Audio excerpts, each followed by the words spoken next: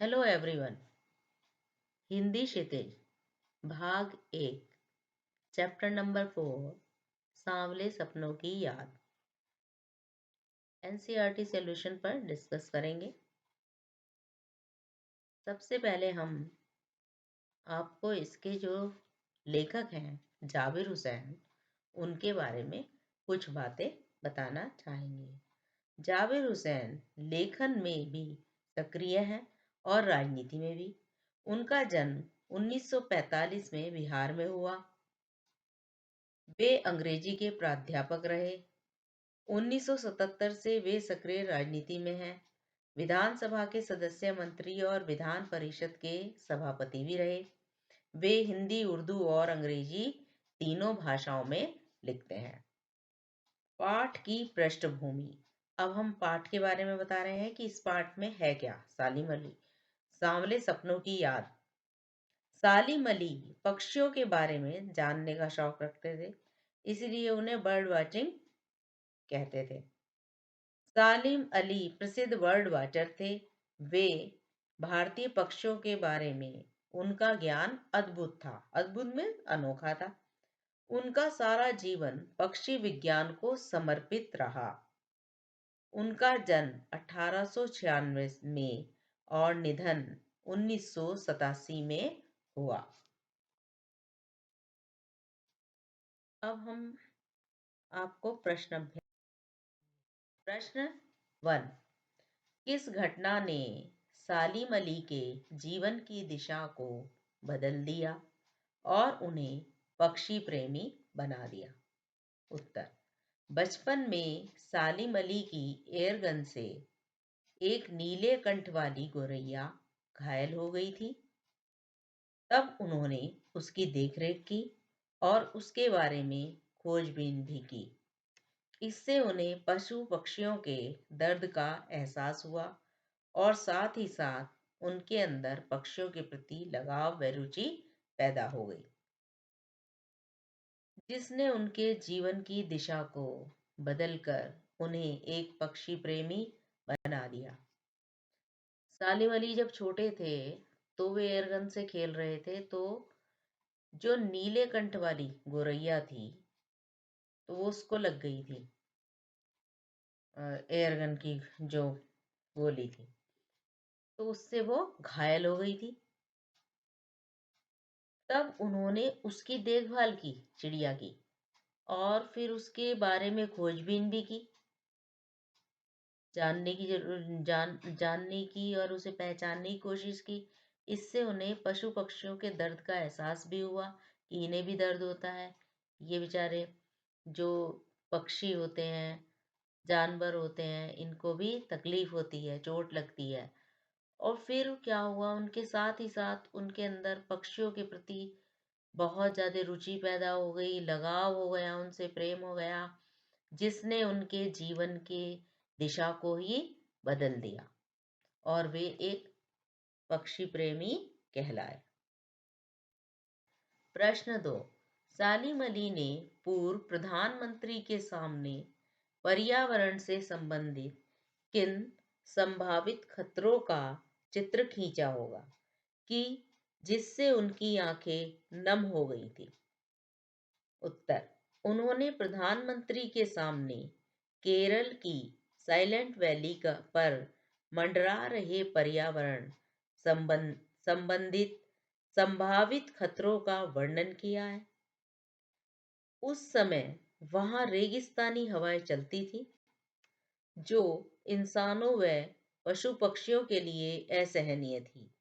इन गर्म हवाओं ने वहां की हरियाली व पेड़ पौधों को भी प्रभावित कर दिया था, जिससे पशु पक्षियों के आशियाने छिन गए थे। आशियाने यानी कि उनका घर छिन गया था, क्योंकि प्रदूषण बहुत ज्यादा हो गया था। रेगिस्तानी हवाएं, जो गर्म हवाएं चल रही थी, जो इंसानों तो क्या, पशु पक्षियों के लिए भी सहने योग्य नहीं थी। बहुत तकलीफ होती थी उन हवाओं से। इन गर्म हवाओं ने क्या किया था कि जो पेड़ पौधे थे उन्हें सुखा दिया था, हरियाली खत्म हो गई थी। और जिससे पशु पक्षियों के आशियाने यानी कि घर भी छिन गए थे और इसलिए उनकी संख्या घटती जा रही थी। किसकी? पशु पक्षियों की। वहां का तापमान भी दिन प्रतिदिन बढ़ता जा रहा था। इन सब के बारे में सुनकर प्रधानमंत्री की आंखें नम हो गई। यानी कि प्रधानमंत्री को भी बहुत दुख हुआ सुनकर। और इससे ये पता चलता है कि सालिम अली को अपने से ज्यादा इसकी चिंता थी पशु पक्षियों की, और वे उन्हीं की परेशानी को लेकर प्रधानमंत्री के पास पहुंचे थे। प्रश्न 3। लॉरेंस की पत्नी फ्रीडा ने ऐसा क्यों कहा होगा कि मेरी छत पर बैठने वाली गोरैया लॉरेंस के बारे में ढेर सारी बातें जानती है? उत्तर। डीएच लॉरेंस की मौत के बाद जब उनकी पत्नी फ्रीडा ने अपने पति के बारे में कुछ लिखने को कहा तो उन्होंने बोला कि उनके पति के बारे में उनसे ज्यादा तो उनकी छत पर बैठी गुरैया जानती है, क्योंकि वे एक पक्षी प्रेमी थे और अपनी पत्नी से ज्यादा समय वे छत पर बैठी गुरैया के साथ बिताते थे। वह बहुत ही सरल व खुले विचारों वाले व्यक्ति थे, लेकिन फिर भी उनके साथ फ्रीडा ने के जो भी अनुभव रहे थे उनको वे शब्दों में बयां नहीं कर पा रही थी। उनकी पत्नी का कहना था कि वे जो थे उनके बारे में मेरे से ज्यादा ये चिड़िया जानती है, गोरैया जो छत पर बैठी हुई है, क्योंकि वे ज्यादा से ज्यादा समय उस चिड़िया के साथ ही बिताते थे और उनके साथ ही मतलब पक्षियों की तलाश में निकल जाते थे। वो ही उन्हें सब कुछ बताती थी। तो वो कहती है कि वे इतने अच्छे इंसान थे कि उनके बारे में मैं अनुभव तो कर सकती हूँ, फील कर सकती हूँ, लेकिन उनकी जो बातें हैं वे शब्दों में बयां नहीं कर पा रही हूँ। प्रश्न 4। आशय स्पष्ट कीजिए। वो लॉरेंस की तरह नैसर्गिक जिंदगी का प्रतिरूप बन गए थे? उत्तर। लॉरेंस की तरह सालिम अली भी प्रकृति प्रेमी, विशेषतः पक्षी प्रेमी थे। उनका स्वभाव बहुत ही सरल, सीधा और खुले विचारों वाला और भ्रमणशील था। भ्रमणशील का मतलब होता है जो घूमते रहते हैं, घूमने फिरने वाला। वे दोनों ही अपना जीवन प्रकृति को समर्पित कर चुके थे। यानी कि पति पत्नी जो थे दोनों ने ही अपना जीवन प्रकृति को समर्पित कर दिया था, मतलब उस पर ही लुटा दिया था, सौंप दिया था। और आधुनिकता के नाम पर प्रकृति का नाश करना उनकी जीवन शैली का हिस्सा कभी नहीं रहा। यही चीज उनके जीवन को नैसर्गिक जीवन का प्रतिरूप बनाती है। ख। कोई अपने जिस्म की हरारत और दिल की धड़कन देकर भी उसे लौटाना चाहे तो वह पक्षी अपने सपनों के गीत दोबारा कैसे गा सकेगा? मृत्यु जीवन का एक बहुत बड़ा ही कड़वा सत्य है, यानी कि कड़वा सच है। और यह भी सत्य है कि एक बार मृत्यु को प्राप्त हो जाने वाले को वापस नहीं लाया जा सकता। इस कथन से लेखक का यही आशय है, यही मतलब निकलता है कि मृत व्यक्ति को चाहे जैसा भी प्रलोभन दिया जाए वह वापस नहीं आ सकता। जैसे एक बार अगर कोई इस दुनिया से चला गया तो वापस नहीं आ सकता। ग। सालिम अली प्रकृति की दुनिया में एक टापू बनने के बजाय अथाह सागर बनकर उभरे थे। सालिम अली को पशु पक्षियों और पर्यावरण से बहुत प्रेम था। उनका पर्यावरण व प्रकृति के विषय में एक बहुत बड़ा योगदान रहा है, जो कि एक टापू की तरह छोटा सा व सीमित न होकर जो उन्होंने योगदान दिया था प्रकृति और पशु पक्षियों के लिए, पर्यावरण के लिए, जो अपना जीवन समर्पित किया था, वो एक टापू की तरह नहीं, छोटा सा नहीं था उनका बलिदान, बल्कि एक अथाह सागर की भांति, अथाह जिसकी कोई गहराई ना नाप सके, विशाल और असीमित था, यानी कि कोई सीमित दायरे में नहीं उसे देखा जा सकता। उनकी पशु पक्षियों, प्रकृति व वातावरण की खोजबीन एक क्षेत्र विशेष में ही सीमित न रहकर पूरी दुनिया में थी। इसलिए भी उनके योगदान को सागर के समान विस्तृत बताया गया है, यानी कि विस्तृत यानी कि बहुत फैला हुआ, दूर तक फैला हुआ। प्रश्न 5। इस पाठ के आधार पर लेखक की भाषा शैली की 4 विशेषताएं बताइए। उत्तर। नंबर 1। लेखक ने सरल व सीधे वाक्यों का उपयोग न करके बहुत ही जटिल वाक्यों का प्रयोग किया है। 2। लेखक ने इस पाठ में विभिन्न भाषाओं का प्रयोग किया है। 3।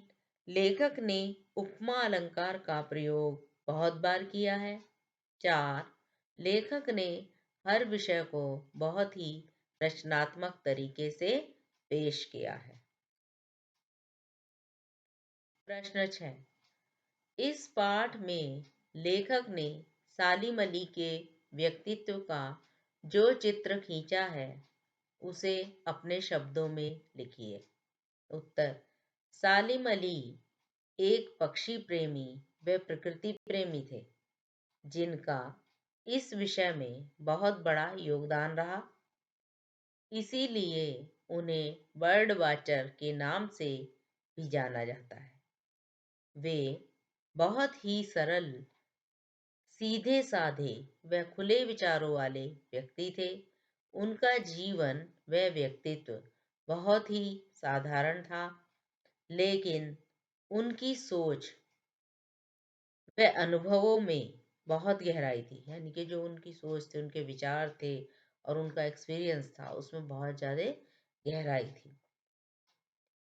उन्होंने अपना पूरा जीवन प्रकृति को सौंप दिया था और जीवन में कभी भी अपने विश्वास को डिगने नहीं दिया था, यानी कि जो उन्हें प्रकृति पर विश्वास था, उसे कभी भी कम नहीं होने दिया था। प्रश्न 7। सांवले सपनों की याद शीर्षक की सार्थकता पर टिप्पणी कीजिए। उत्तर। यह पाठ लेखक जाबिर हुसैन ने सालिम अली की मृत्यु से उत्पन्न अवसाद व दुख में लिखा था। जो जाबिर हुसैन थे, उन्होंने जब सालिम अली की मृत्यु हो गई थी, उसके उपरांत जब वे बहुत दुखी थे, तब उन्होंने यह उनके बारे में लिखा था। सांवले सपनों की याद एक बहुत ही रचनात्मक व सृजनात्मक शीर्षक है। लेखक का इसमें सांवले सपनों से तात्पर्य है सालिम अली के पशु पक्षियों व पर्यावरण से जुड़े मनमोहक, यानी कि मन को मोहने वाले सपने से, जिनमें वे पशु पक्षियों के अद्भुत व रहस्यमयी जीवन में गोते लगाते थे और उनको एक सुरक्षित व सकुशल जीवन देना चाहते थे। किसको? पक्षियों को। पशु पक्षियों को कैसा जीवन देना चाहते थे? सुरक्षित हो, जो जिसमें सब ठीक रहे, कोई नुकसान ना हो, ऐसा जीवन देना चाहते थे। इस शीर्षक में उन्होंने जताया है कि सालिम अली तो अपनी अंतिम यात्रा पर जा चुके हैं और उनके मनमोहक सपनों की सिर्फ यादें रह गई हैं। क्योंकि सालिम अली की तो मृत्यु हो चुकी है और उनके जो सपने थे उनकी सिर्फ यादें रह गई हैं। प्रश्न 8। प्रस्तुत पाठ सालिम अली की पर्यावरण के प्रति चिंता को भी व्यक्त करता है। पर्यावरण को बचाने के लिए आप कैसे योगदान दे सकते हैं? उत्तर। पर्यावरण को बचाने के लिए हम निम्नलिखित उपायों को अपनी दिनचर्या में शामिल करेंगे। नंबर 1, प्लास्टिक का उपयोग नहीं करेंगे। 2, ज्यादा से ज्यादा पेड़ पौधे लगाएंगे। 3, कमरे से या घर से बाहर जाते समय बिजली के सारे स्विच बंद करके जाएंगे।